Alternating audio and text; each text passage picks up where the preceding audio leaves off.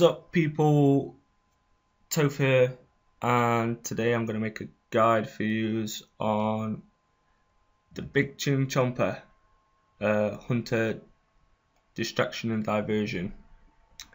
It's a pretty good minigame slash D&D, get quite a bit of XP from it, and also you get some quite nifty rewards from it as well, which I'm going to tell you about once I tell you about the minigame. Okay, so to start off with, there isn't any requirements apart from being a member. You can do this even if you're level 1 hunter, which is pretty awesome. So yeah, we're in Tree Gnome Village. I think that's what it's called. Tree Gnome Stronghold, sorry, not the village. The village is the little place. And to get to it, it's pretty simple. Okay, there's the bank next to the farm patch, and you just go west. So keep going west, and it's directly below the agility course, the gnome course. And you just go up one of these steps, any of these steps, and you come to an area with a load of portals. You have your Poya, Polar Kebbit, Carnivorous Chinchompa, Swamp Lizard, and Grenwalls. Also, they're all green, and also there's an orange one, which is this guy, Niriki. So you come up to this place, and what you want to do is check the portal, and it leads to some magic trees southwest of Lieta. Okay, so that's telling you where he's going to spawn. This portal you can use 3 times a day, even though you can only do the minigame twice a day. And the minigames start on the hour, every hour, throughout the day. So I do this pretty much whenever I get on. And yeah, so okay, so I'm going to check it again, be in the same place, and you want to go through the portal, and it will teleport you to this place. And this area here is where the guy will spawn, and it is currently 12:59, so I have 1 minute to wait, and probably less than that, but there's Poya spawns here anyway, so if you brought some papayas and some box traps, you could be catching them, getting extra XP while you wait. So we shall wait for him. Hopefully it won't take too long. There we go. So he spawns, and what you want to do is click enter Chinchompa cave. Okay, so you search the cave and you enter the cave once it loads. Here you go, and as soon as you get in here, he will give you a moth jar, and this moth jar you can have 15 moths in it at a time. Okay, so there's 2 methods which you can. In fact, the first thing you want to do when you get down here is go to one of these corners and pick a Protea flower. So you pick a Protea flower, and then as soon as you get it, wield it. So you're wielding it. And what this does is it randomly attracts the best moth that you can catch. So in my case, it's grey, because that's the highest level moths there are is black, I believe, and they are level 91 hunter. Okay, so there's two ways you can either do either one, or you can do both, a mix of both, which is what I like to do, because the quicker you get more moths, the quicker you get points. The quicker you get points is the better, because you get more rewards at the end. Okay, so what I like to do is I like to go in a circular motion and just run around the cave, basically. And as you notice, there is little bushes, and the bushes all the way around. Some of them will be shaking. If you go up and right click catch the shaking bush, you should, there you go, you shake it and then you catch them off inside it. The other way is there are just random different colours of moth that are flying around the cave, and you can just catch them willy-nilly. But what I like to do is I like to catch I like to shake the branches and catch these as well. And I've noticed that if you shake the branches, you get more higher level moths for your level. So in my case, I mostly get purple and greys from it, which are the two highest ones I can get if you look at the list.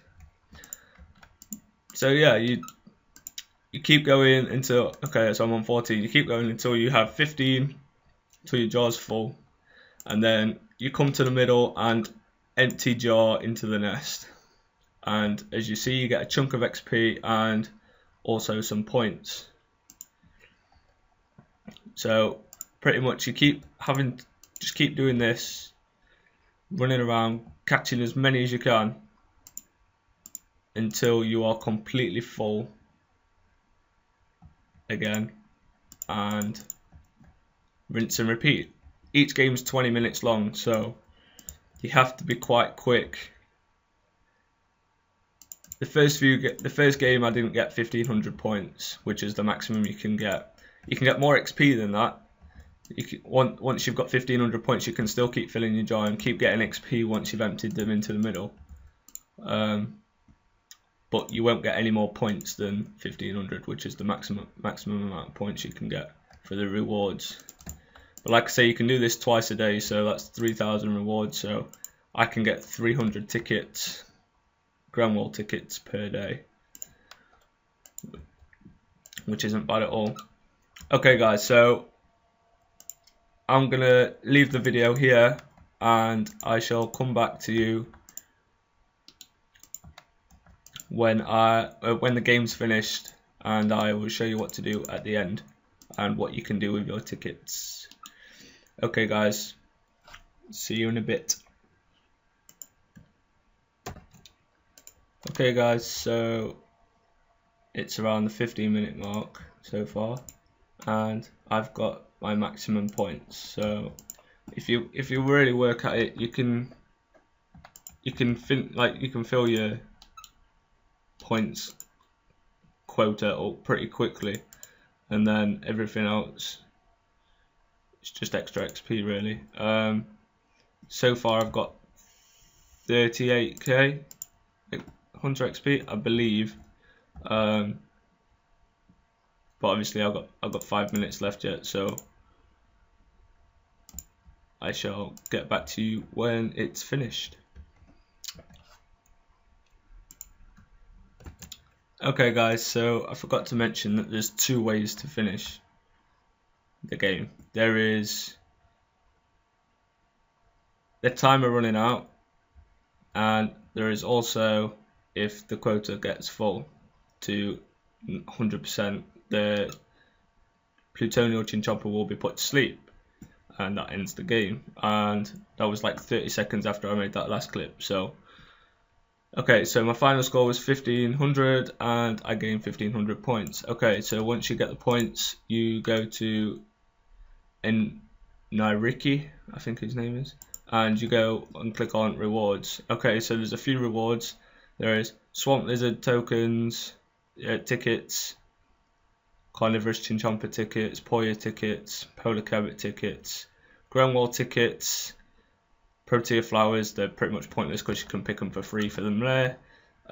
Swamp Toads, obviously for Herblot and Summoning, Flax and Swamp Tar. And also you can change Hunter XP, which is 5 XP per 1 point. But what I use mine on is Grenwall tickets. So I shall buy all that I can, and I end up with 150. Okay, so then you click on him, right click teleport, yes, teleport me, and he shall teleport you back to the base. There you go. Okay, so I shall get back to you when I've collected some stuff. Okay, back again. So pretty much once you've got your tokens, so either I personally would only either use your points on Poya tokens, tickets, or Grenwall tickets, and then you have two options from here. if you say you're about 75 hunter, I would go with catching the poyas and then stack all your poya meat in the bank. They're roughly going for about 15k each at the minute, which you just make loads and loads and loads of profit off it. So I'll give you an example. So these are your own little instanced hunting rooms. Okay, so use your box trap and your papaya, and obviously you have to bait your traps, and then you just wait, and you can just keep bringing as many papayas with you as you want, because the bank's only down there. So as soon as you run out, you just go out, go to the bank, run back, and come straight back in. Just one thing, the tickets only get used up once you've caught a poya. So if your trap goes down like that, and it just takes the bait, you don't use a ticket, which is quite embarrassing. So it only takes a ticket once you have caught the poya, so to speak. Oh yeah, this is really embarrassing now because I'm on film. They're not going to catch any at all, and I'm going to end up running out of papaya fruits. Okay, so I'm on 186, and if one actually decides to catch itself, I should end up on 185. Come on. There we go. There we go. Okay, so it goes down to 185 and you end up with raw poya meat. Okay, so what you do is I bring 15 of each, so I bring 5 box traps and 15 papaya fruit, and then obviously you'd end up with raw poya meat, and then you go out and go down the stairs and to the bank, which if you stack these up, you could probably take a fruit bat in there as well. I haven't tried it yet, but obviously if you take like 10k fruit bat scrolls and you've got 10k of them, you can just keep doing it until you've got as many poya meats as you want. But this is the method that I use. I go to Grenwalls, and I don't actually hunt for my poya meat. I buy my poya meat for about 15k each, but the profit margin is still pretty damn amazing.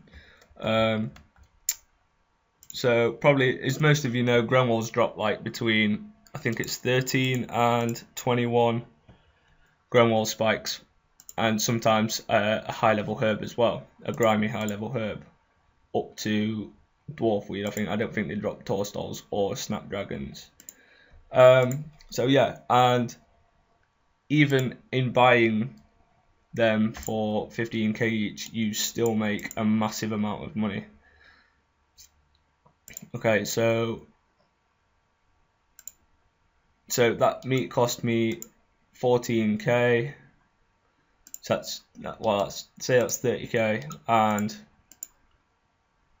I've just made 73k from 30k, you know. Sorry about that. So that's what I do. So now I'll go to the bank and I will show you what I've made from buying 100 poya meats and catching Grenwalls with them. I think it cost me 1.4, just under 1.5 mil, I think. Okay guys, I'll be right back. Alright guys, I'm back. Just a few things to note before I get to the price check. Let's start at the bottom first. I wouldn't recommend doing Grenwalls until at least 85 Hunter Plus, simply for the fact that poya meats are that expensive and you'll probably lose that many. Even though you can do Grenwalls at 77, just the failure rate, you're not going to make money, you're going to lose money. So there's no point in doing it. So if you're probably low 80s, like 82, 83, you could probably get away with it and make a bit of profit, but I'd say overall 85 plus would be best. So if you're under 85 or say under 83, I'd go with Poyas and either stack the meats or just sell them for like loads and loads of profit basically. So then after 85, I'd go with the Grenwalls. Obviously the higher your hunter level, the better really, because even at 80, 89 hunter, my success rate is only probably about 75 to 80%. So, you know, the higher your level, the higher chance you have making more money. Also note that the higher your agility level means that you possibly get back some Poya meat if from a successful catch, which obviously is brilliant because it cuts down the losses that you get. Say if you don't catch two, but the one that you do catch, you get a meat back as well. That kind of makes up for it. So the higher your agility level as well, the better, really, I'd say. So yeah, so let's get into the price check. So I got 43k Hunter XP from the minigame, even though it was only like 16 minutes long. So, and obviously the higher your level, the higher moths you can catch, therefore the more XP you get per game. So yeah, I just thought I'd point that out as well. Grenwalls give 1.1k XP each, which is pretty damn awesome. So even if you don't make that much money, the XP you're going to be getting is pretty damn sweet. Okay, so I'm going to price check. So I originally spent 10k below 1.5 mil on 100 Poya meat, and this is what I got from those 100 Poya meats. So, ooh, that's quite a lot actually. So I gained 141k just in high level grimy herbs and 2.6 mil in Grenwall spikes. So I've made, in about, probably took me about 45 minutes to do 100. I've gained 1.2 mil profit, which is pretty awesome. So yeah, that's probably about 1.7 mil an hour if you did it constantly, which isn't bad at all. Obviously, if you're 99 hunter, that's going to be greatly increased. That's probably going to be about 2 mil an hour, which is pretty decent for a skill. So yeah, guys, I hope you found this guide enjoyable and informative as well. Subscribe to me if you'd like to see more of this, because I'm going to be doing more guides soon and other skill-based shenanigans. Like my videos and please comment if you will. Constructive criticism and nice comments if you want to, but just, yeah. Cheers guys, and until next time, bye.